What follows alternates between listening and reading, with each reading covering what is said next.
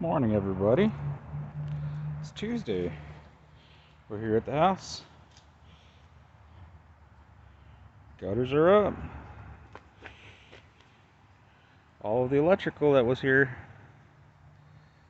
gone. The wire that was dangling from the roof is gone.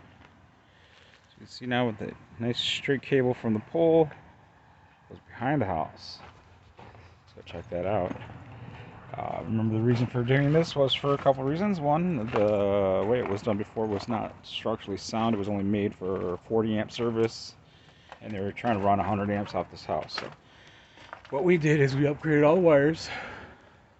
You can see it there. Upgraded all those cables so we can have 100 amp service. This is all new. The old meter's obviously back in place, but a lot of stuff getting done here at the house. I forgot this pipe I had used to get that gray fastener up there to hold the wire up. So look at these gutters. Looks good. So now we can finally get rid of some of that siding that I had laying around inside the house. We patch all this crap up. A lot of open spots there. But now with that gone, though, if I can find the right key, I don't know why I have a hard time with that. Let's go inside. All right. So in the house, lucky me. Today, I didn't forget my trusty deal. So let's see how cold it is in here. It's 35, 31. It's 31 degrees in the house. That's cold. It's a shitty temperature to work on. But on the plus side of that, my masterpiece. This is our ductwork that goes up in the attic. I had to do a lot of customizing on this. So we got our two ports. One is for one bedroom, one is for the other bedroom.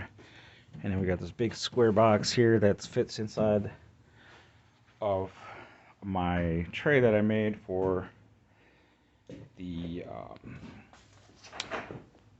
furnace intake register, which is this square box right here. So in theory, that square box will come through. It'll be flush with this boards, with these 1x. So when we do the drywall, it's just a matter of putting a little tape or a little caulk on it to seal it, and then put our vent register over the top of it. The other part of it, so if you notice, there's a big square part on the bottom there hanging down. That part actually goes through this hole. And what that does is it goes directly to the heater. So this is where our filter is at. Our intake is all set up.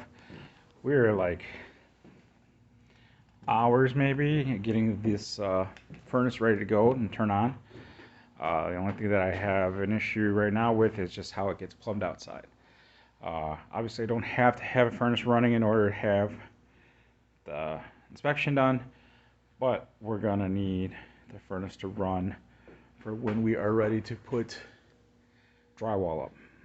That's kind of important to have everything acclimate to the same temperature, and the mud does freeze if it gets too cold. So that's what happens when you're building stuff in the middle of winter time. So other than that, we're doing pretty good.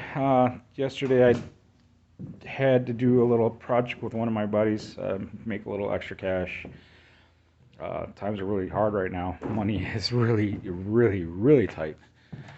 So I had to start taking on little projects here and there just to help put gas in my car and some food in my belly for lunchtime, because I try not to use my personal finances on myself while I'm here.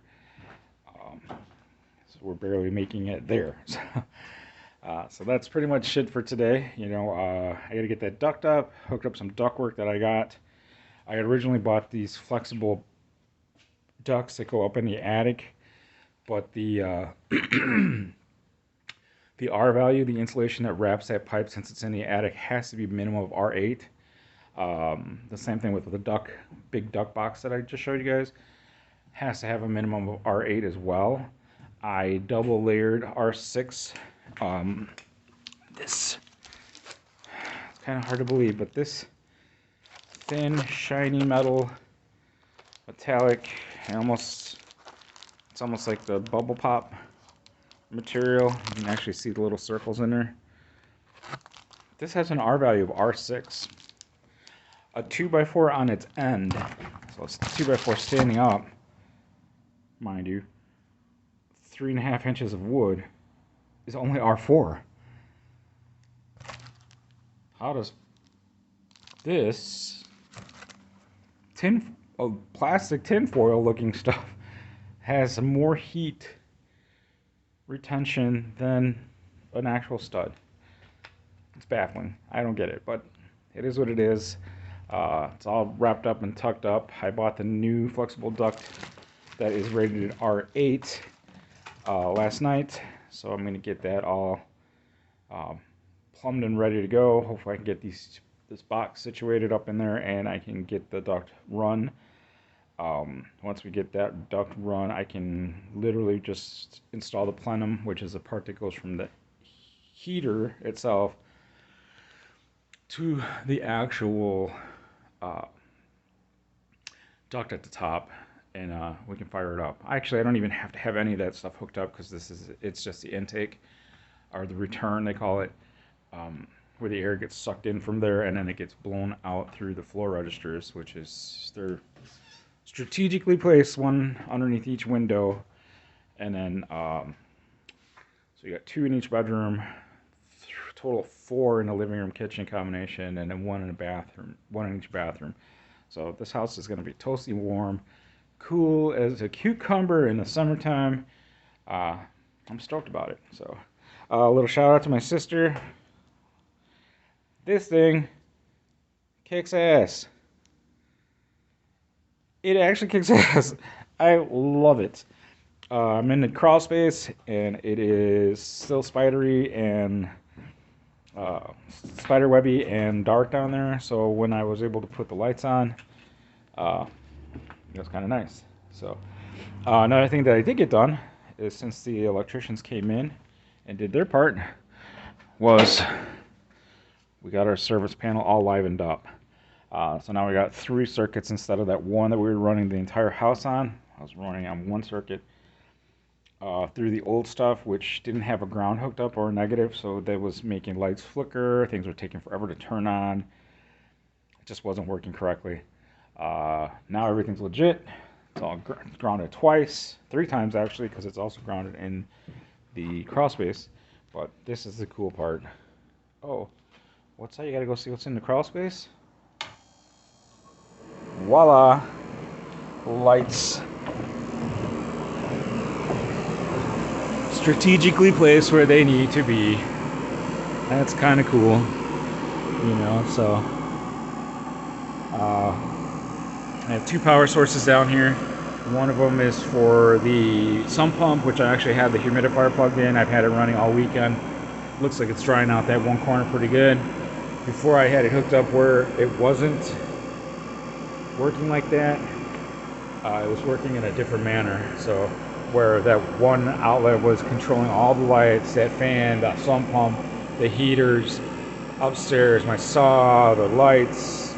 I mean, it was running a lot of stuff on 1 circuit. But now we're good with that. We're all legit. You know, I think the lighting effect in here, we got 1, 2, 3, 4, 5 lights down here. 5 lights, and then 1 in a corner right above the sump pump in case you have to do any kind of maintenance. You're gonna full jam that light and make it work. So while I'm down here, it's time to get Mr. Heater going. So that's fun. Torchy. All right. So it's time to inhale some fumes. Heat this house up a little bit. Get those ducts done and the duct work done. And Probably gonna have to run to Menards again. I went to the Menards in Fox Lake yesterday because I was in that area, and I wanted to get some more. What do they call this? A Z-track for the duct. It locks the ductwork together. All they had were these little tiny pieces that were like 20 inches long. I cut them to hang the duct. Wait, you can see my breath. And that makes no sense to have a 20-inch piece and then cut 6 inches off of it when I can buy a 5-foot piece and I can just cut the pieces that I need out of it. Less scrap, less waste. And that's what we're trying to do. Less scrap, less waste. So I'm gonna get back to work. Time to freeze my butt. Love you guys all. I'll see you guys soon. Soon, now that everybody's back to school. We'll all go back to work. I love you guys. Bye.